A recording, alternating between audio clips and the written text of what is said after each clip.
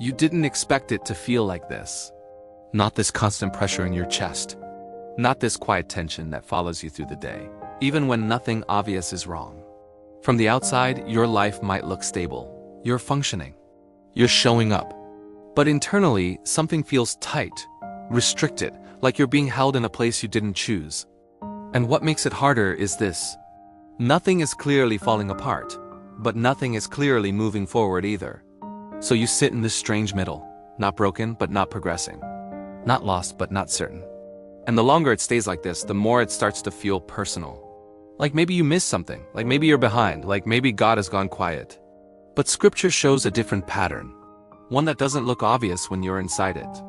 There's a moment in the life of Daniel where everything in him was aligned with God, but his experience didn't reflect that alignment at all. In Daniel 10, he describes a season where he had been praying and seeking understanding. Not casually, but with intention. For 3 full weeks, nothing shifted. No clarity, no response. Just silence stretched over time. And then, when the answer finally comes, it reveals something unexpected. The delay wasn't absence, it wasn't neglect. It wasn't punishment, it was resistance. The message had been sent from the beginning, but it was held up. There was a gap between God initiating something and Daniel experiencing it. And Daniel felt that gap as silence. That space, where something has already been set in motion but hasn't reached you yet, can feel like pressure. Because you don't see movement, but something in you knows this isn't random. That tension you feel isn't always confusion. Sometimes it's awareness without visibility. You sense that something is happening, but you can't access it yet. And that creates a very specific kind of weight. Not panic, not chaos. Just this steady internal pressure that doesn't let you fully relax. There's another moment in scripture that carries a similar weight, but looks completely different on the surface. Esther was placed in a position she didn't chase. In Esther 4, she's suddenly confronted with a responsibility she didn't prepare for. The stakes are high, the outcome is unclear, and the cost is personal. She doesn't move immediately. She pauses. She fasts. She sits in the weight of what this moment could mean. Because stepping forward could cost her everything. But staying still could cost even more. That kind of pressure doesn't come from external chaos, it comes from internal awareness. She realizes that her position isn't random. But she also doesn't have full clarity on how it will unfold. And that's where the tension sits. Not in action, not in resolution, but in the space where you know something matters, but you don't fully know what to do with it yet. This is where a lot of people start questioning themselves. Why can't I just move forward? Why does everything feel delayed? Why do I feel this weight if nothing is happening? But what if the pressure isn't there to stop you? What if it's there to hold you? There's a pattern in how God works that doesn't always align with how we expect progress to feel. In Judges 6, Gideon is approached in a moment where his external life looks small and restricted. He's hiding, minimizing exposure, trying to survive under pressure. And yet, the first thing God says to him doesn't match his reality at all. God calls him a mighty warrior, not after he proves something, not after he steps into action, but while he's still in a confined, limited space.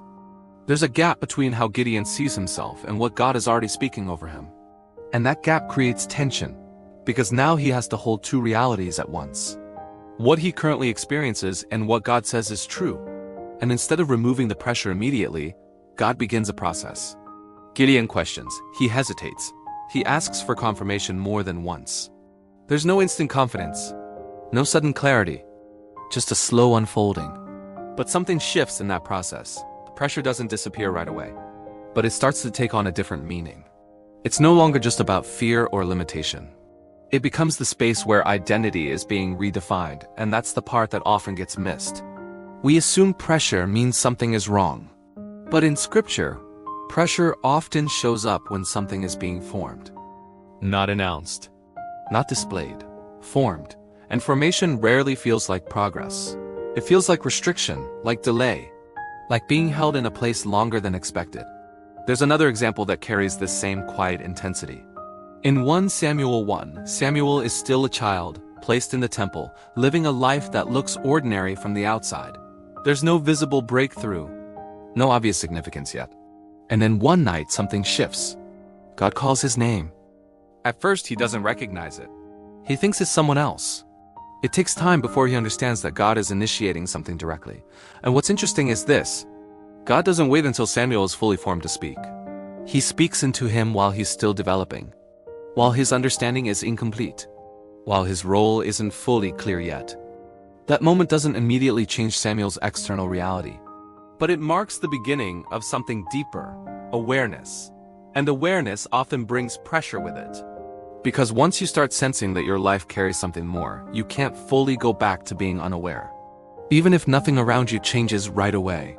So now you're living in this space where something has been initiated, but not yet fulfilled. And that space can feel tight, like you're being stretched internally without visible results externally. But when you look at these patterns together, something becomes clearer. Daniel experienced delay even though the answer had already been sent. Esther carried responsibility before she had a clear path forward. Gideon was called something he didn't yet feel. Samuel was spoken to before he fully understood.